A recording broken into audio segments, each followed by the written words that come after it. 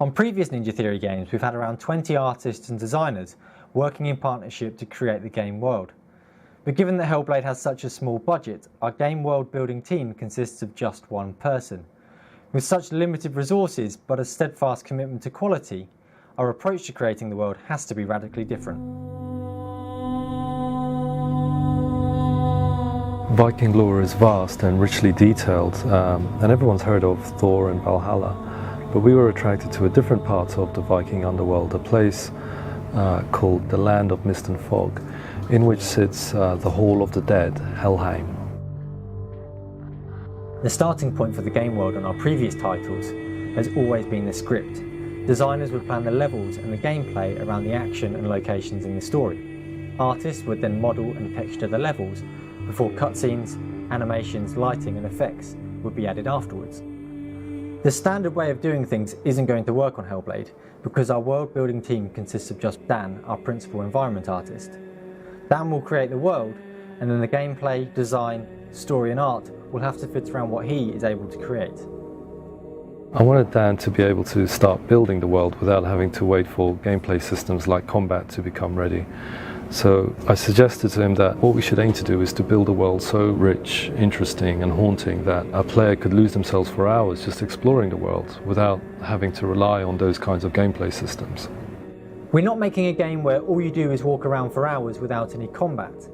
But by saying that in theory it should be possible, Tamim has given the art team the power and the freedom to create a world without having to depend on gameplay designers.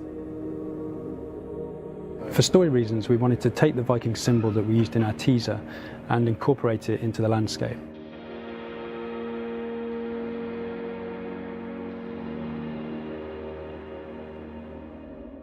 We researched a lot of Nordic terrain, but also a Greek island called Santorini, which is an active volcanic caldera.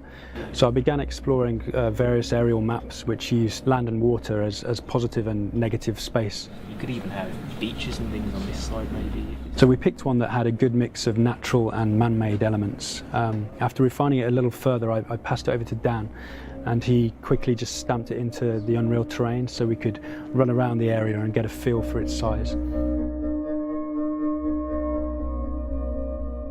So to get a sense of realism into the map, we started looking at parts of the Nordic fjords, and from here, when we found areas that we liked, we took the satellite data and then brought that into Unreal and then used it with the terrain tool to make what you can see here. The size and scale of the map was looking great, and now it was time to think about locations within it. We needed to explore the details, work out what it was themed on and the style of each area. So we pulled together a lot of reference on Pinterest and ultimately created a lot of style sheets which explored it in a lot more detail. So the next thing to do was to scout around the locations. We knew that we wanted to have the central area to be the most prominent and viewable from everywhere. That way the player would be able to keep a sense of orientation. So we picked out some different areas, raised and lowered the mountains accordingly, and ended up with something like this. The scale of the world is now comparable to our previous AAA games, but given that Dan is our only environment artist, we have to find a way for him to create lots of content.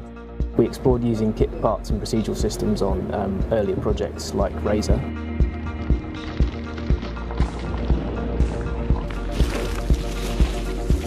Now we want to take this forward onto Hellblade. So the ultimate goal is to have about 95% of our assets to be reusable.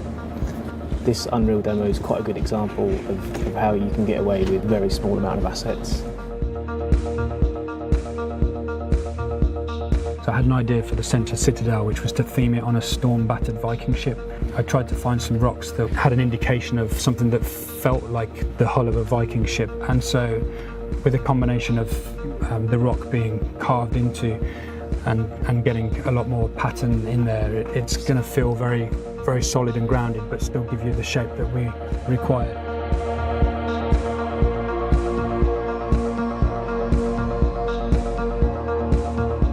In reality, Vikings were mostly farmers, and they didn't create the kind of big, huge structures and temples that we would want. But since the game is set in the mythical underworld of Helheim, this gives us artistic license to create something that's hugely oppressive, massive in scale, and something that feels daunting to the player as you approach and explore it.